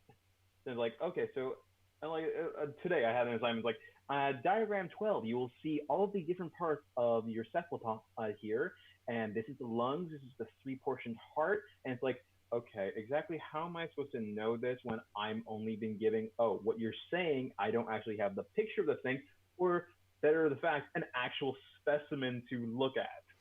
So it's been just, Yeah, it's gotta be tough. We have 4 teachers on this call right now. Does anybody have any thoughts or advice for Seth that they want to share? It does come a little bit down to like taking the reins. It's a little tricky. I don't know how long you've been in the college environment, but you might have to like do a little bit of independent research, which is why I sympathize with the people that are asking for a refund on their college experience, because you don't have that teacher there bi-weekly, tri-weekly to really illustrate things. They can point you in the right direction of information, and some teachers do a better job of that than others, granted. But at a certain point, you might have to like say, hey, I'm going to have to look this up on the internet.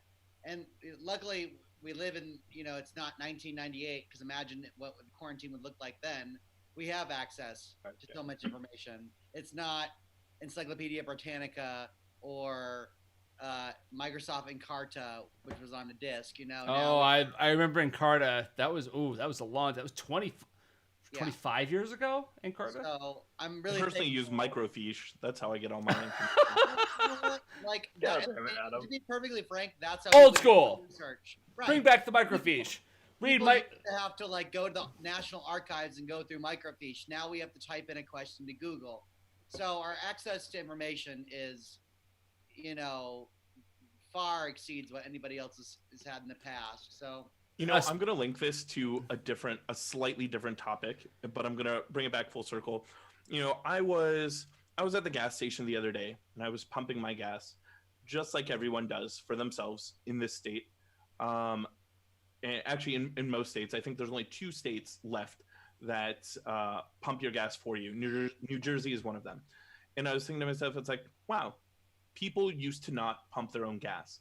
And then I was at the grocery store, and there was self-checkout.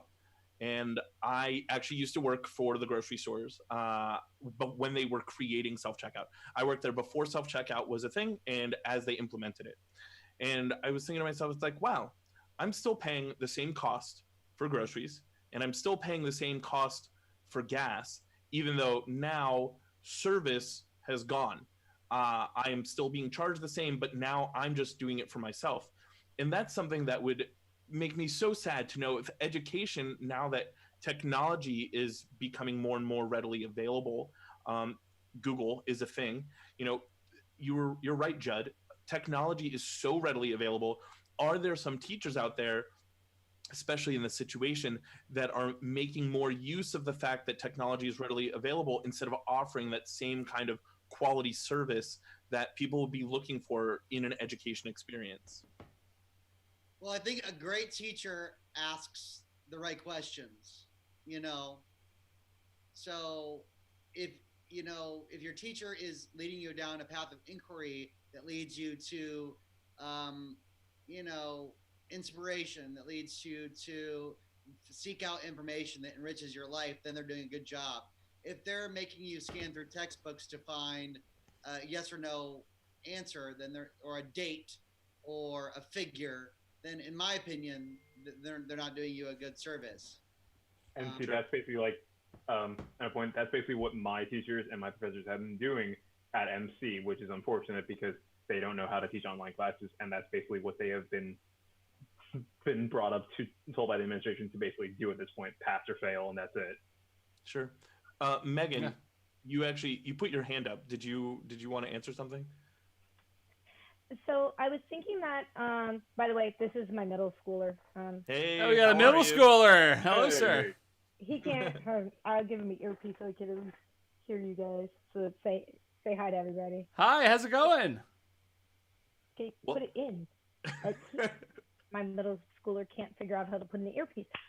What I was going to say about, I don't think teachers are going to use it as a crutch, only because it's almost like saying that teachers would use a self-automated wheelchair as a crutch because they can't operate it. So teachers who are of the level that they would like to use a crutch of some kind also don't yet have the they aren't adept with the technology enough to use it as a crutch.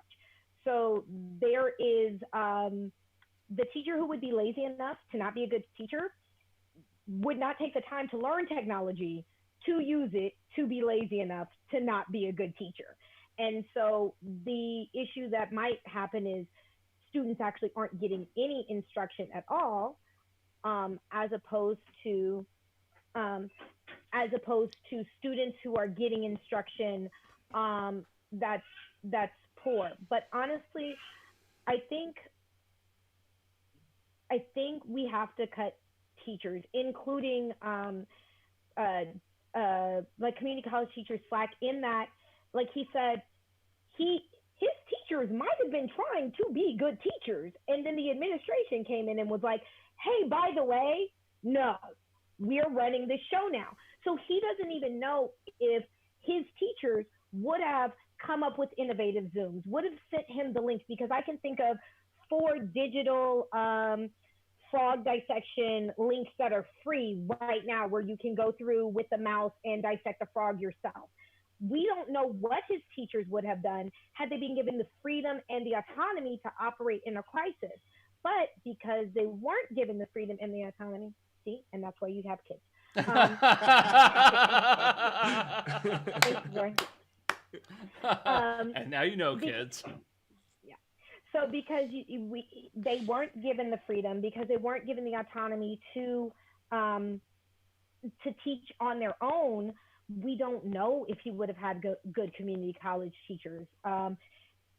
So there's a give and a take of we're all fighting a system unless you're the head of a unit, unless you're a chancellor or a provost or a superintendent.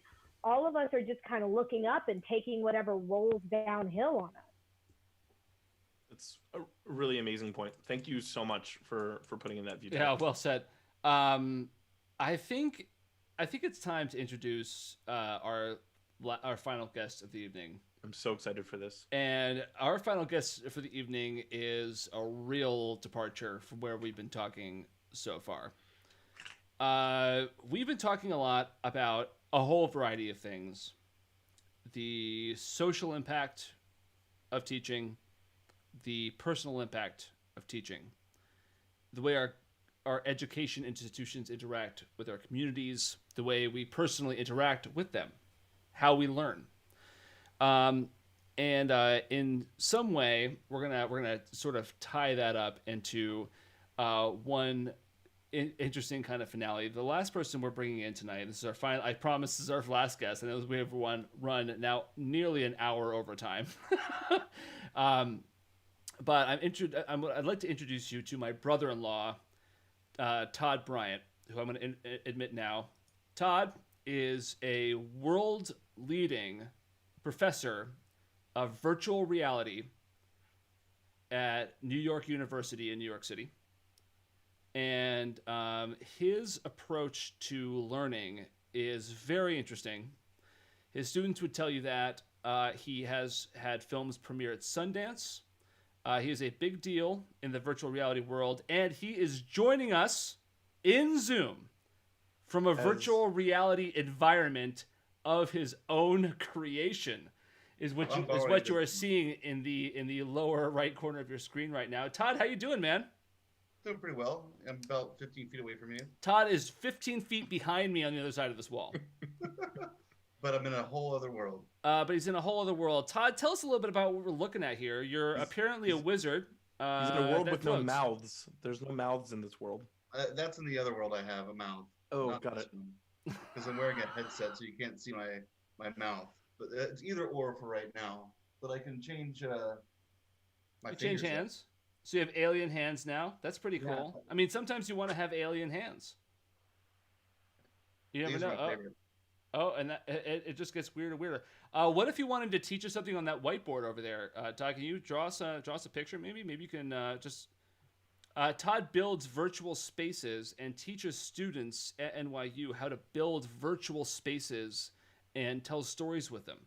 And it's interesting because at the collegiate level, Todd is solving a huge problem with image making, which is that how do you teach how to make films or to tell stories virtually?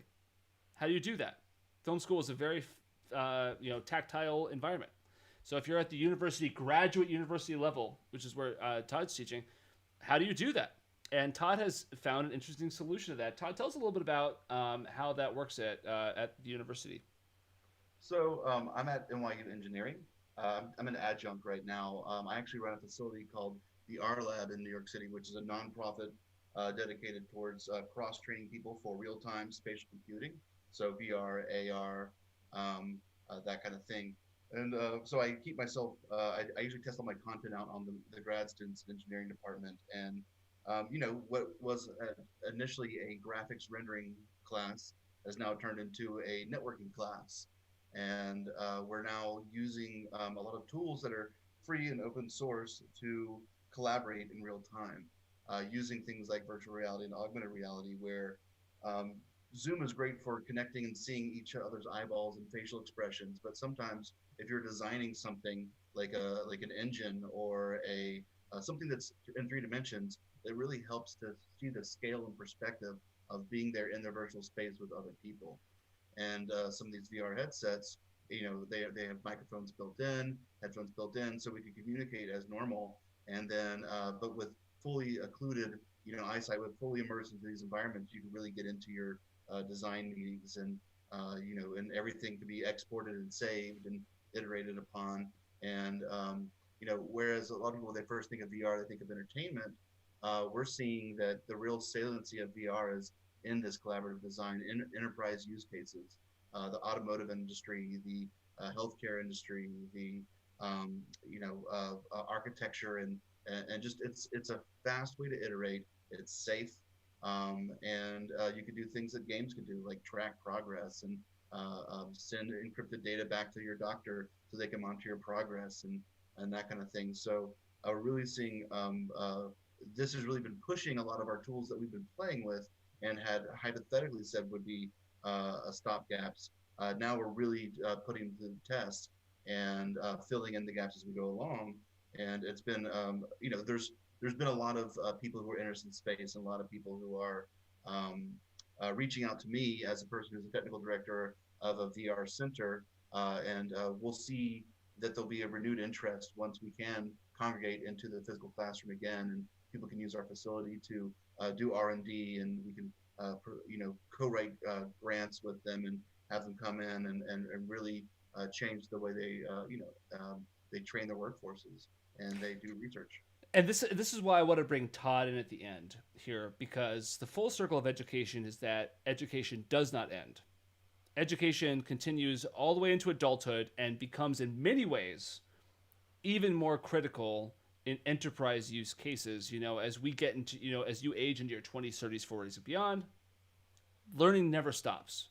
The way that we engineer and ideate and iterate those learning experiences are going to become more important, more and more important over time. And Todd has overcome a huge deficit in the way that he's teaching, grad students, in that he can create a virtual environment for learning. And I think that, and I wanted to end here because this is where we're heading. I think that in the distant future, what you're getting a glimpse of in Todd's little corner right there is the future of the way both children and adults will learn in the future. But it's not a replacement. It really is its own medium. It's a new tool that we're discovering. These headsets have been out in a consumer manner for only since 2016. And as the film department who gets worried, oh no, this is going to ruin film. No, film will it's going to ruin film. This is a new medium. It has its own conventions, its own ways of telling stories, of communicating, and of interacting. And we're just figuring that out. It took 40 years before we came up with Citizen Kane after the film camera was invented. We're still in the very early days where we're trying to come up with what the language is. And so our space, our lab, and through school at higher education, you have access to some of these tools where you can help create this new language of this tool set, which is great. I think this is a perfect example of what Seth was talking about with his schooling. I mean, granted, the technology isn't 100% there yet, but imagine the utility for a student who needs that virtual space. I mean, using virtual reality gloves, or even some of the controllers that are out right now, where he could hold a knife and dissect. There's all of us, by the way. Oh my gosh, this digital world that you live in. That's super amazing. And the application of this is it's invaluable. Using this to propel learning into the future, I think is a huge space where a lot of people aren't putting their attention or money into. And I think that's amazing. Todd, thank you so much for sharing this. Possibility. Yeah, education is about possibilities in the future. I mean, it's this is any other time earlier, it would be such a different experience. But because we do have the internet, because the internet is of enough speed to stream video, and because of these technological advances, we can continue on, and we are able to figure out ways to adapt. And we're very fortunate that these technologies are in place, and it helps emphasize the need to give to democratize things like the internet, to get all this kind of technology to everyone, make it ubiquitous, so that we can all continue to interact and grow as individuals and as a society. Well said, and I think that is a fair place to end. I And want to open only the do I not floor have up. legs, I don't have to wear pants. Neither you nor the wizard you appear to be. So before we go, and we are, I know everybody is way over time that they expect to be here, and I'm so thankful that everybody has spent so much wonderful time. This has been such an important conversation that needs to be continued onward in the future. I wanted to open the floor up for any of our teachers who are here, and our student who is here. If there's any parting thoughts that it's important to hear, I just want to go around the room a little bit and just check in. Judd, starting with you. Just that be compassionate with everybody, and that I don't think anybody out there is trying to destroy our country or cause more people to suffer or die. That everyone's experience with this is different, and that everyone's perspective and everyone's experience is really different, and that the best thing we can do with each other right now is be compassionate. Well said. That's a great point. Miss Mitchell. Thank you, Judd. Yeah, well, thanks for having me. And I guess my final thought is just to be available for one another, and being compassionate. Extend your resources, the things that you have, because you never know where people are. As Megan mentioned, the schools are pillars, and people use schools for so many different avenues. So, in thinking about filling those gaps and those voids, being an open ear, and then also just sharing everything is going to be pivotal for us. Miss Miller. Well said. Well, Miss Miller. Thank you. I would say I'm hearing a lot and seeing a lot on social media about this drive to when things get back to normal. And I think we've uncovered a lot of the need for things to never get back to normal, because normal was not okay. Normal was just a very large rug with a lot of systemic problems shoved under it. And the one thing that the shutdown has done is at least lifted back the rug. So as much as we learn about helping neighbors and being there for one another, and what it really means to let someone who's in need shop before you, or bring something to someone because they can't, or because they're essential and they're working 12 hours now instead of 8, carry that with you into the future, and think about everything that this has uncovered and what systemic changes that each person can individually make or advocate for in their walk of life, because normal isn't working. It didn't work beforehand, and that's why things are the way they are, because normal wasn't actually working. Thank you so much Wow. for saying that. I mean, Well that said. couldn't have been said better. That was amazing. Tim. They are awesome. I love those three that just spoke. I think they took everything I'd want to say, and they said it eloquently and perfect, and I can't even capitalize on that. I just want to be friends with you guys and hear all your thoughts all the time. Yeah, that's what we're aiming for here on the show. That's great. Well said, sir. Seth, parting thoughts.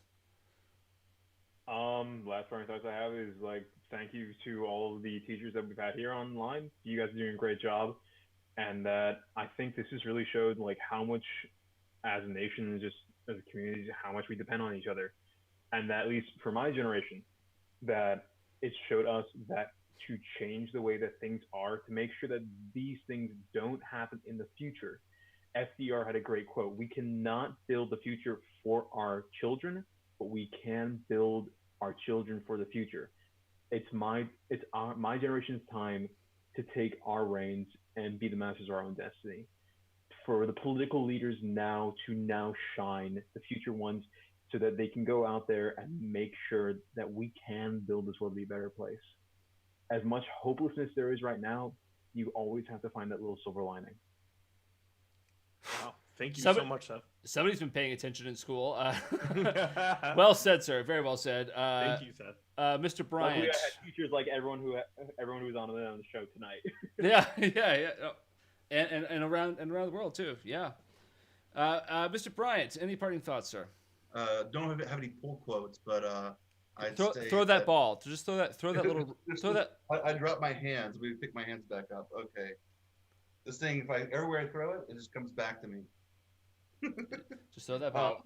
I just to say it's about it's very much a collaboration. A collaborative spirit is what's needed to get through this. We are isolated, and there's ways to connect, and there's way to learn from each other, to support each other, and the way forward is to just continue to learn from each other. Educators not only talk, they listen, and some of the best things I learn from my students, and just to keep channels open to them so that they can teach us as much as we teach them, and that's the spirit going forward. Well said. Salida, Megan, Tim, Seth, Todd. I am in awe, utterly, of what you're experiencing right now, and I am just so thankful that you spent some time with us tonight. Thank you very much. You were all free. You're all done. You're all set. I know this is way longer than we told you it was going to be. So thank you very much for sticking around. You were so great. I can't express that enough. Thank you so much. Thank you, my ladies. And have a wonderful evening to all of you. Thank you. Judd and Adam. Wow. Oh, there's Todd. Oh, you can see Todd for a second. There he is. He just erupted full, complete with mask. Love it. I'm glad we got a little bit of a glimpse of that, of Todd in real life. That's a heck of a thing. But Adam and Judd, I want to hang out with the two of you for just a second because we love to do a recap at the end of the show.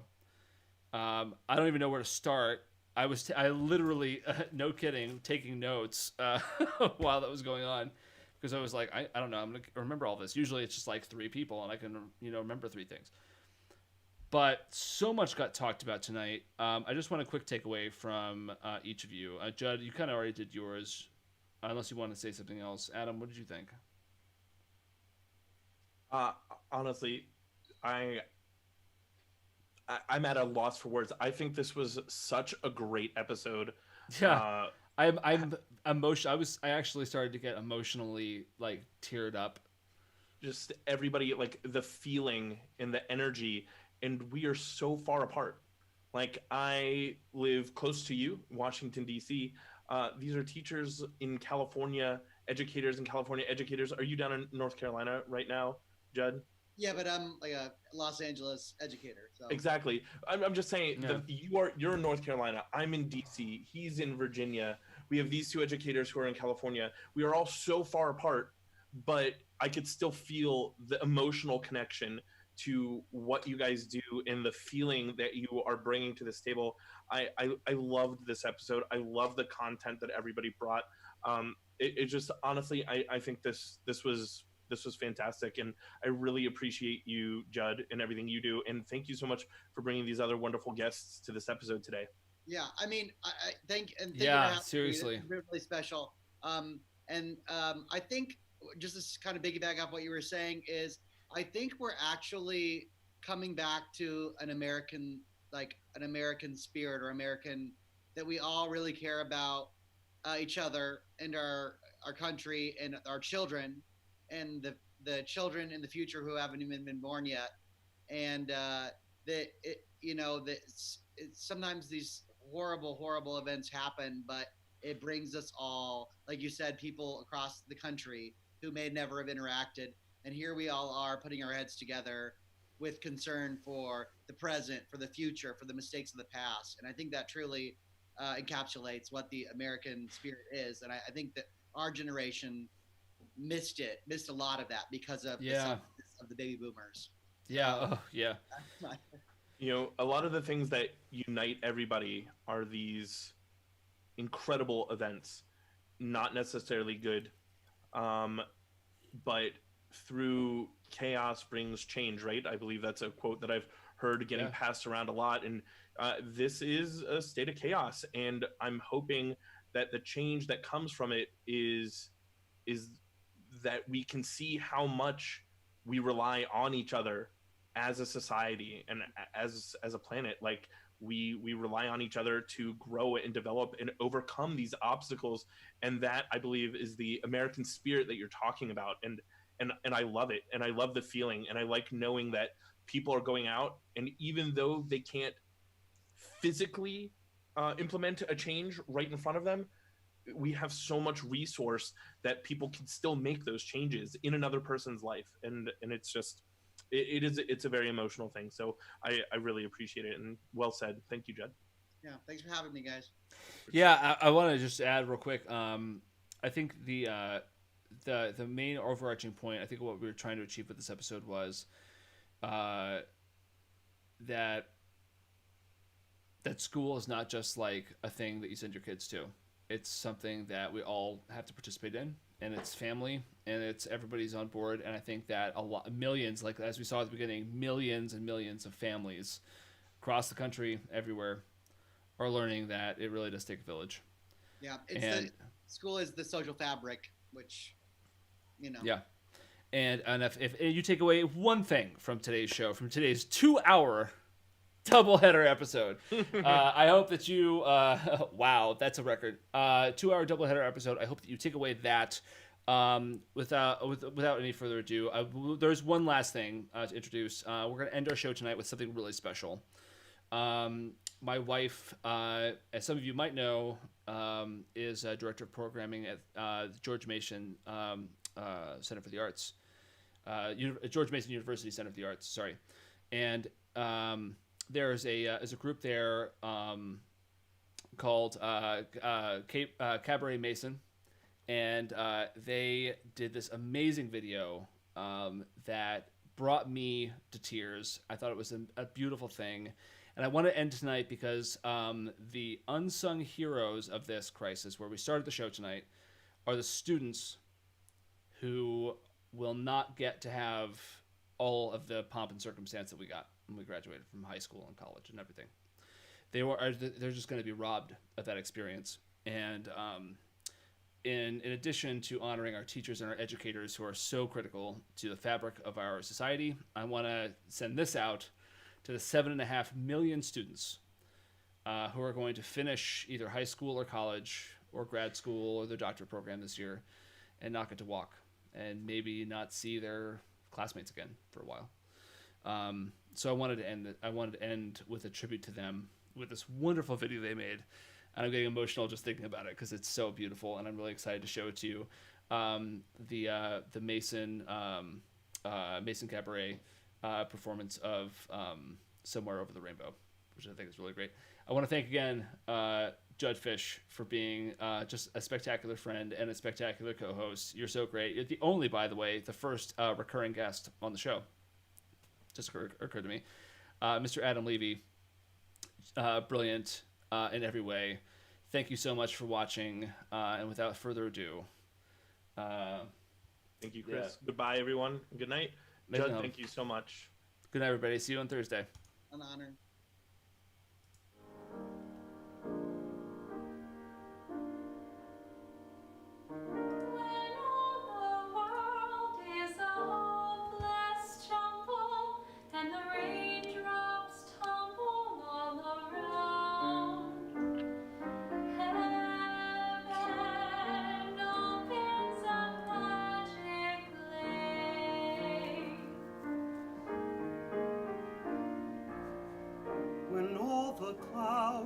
Darken up the skyway, there's a rainbow highway to be found.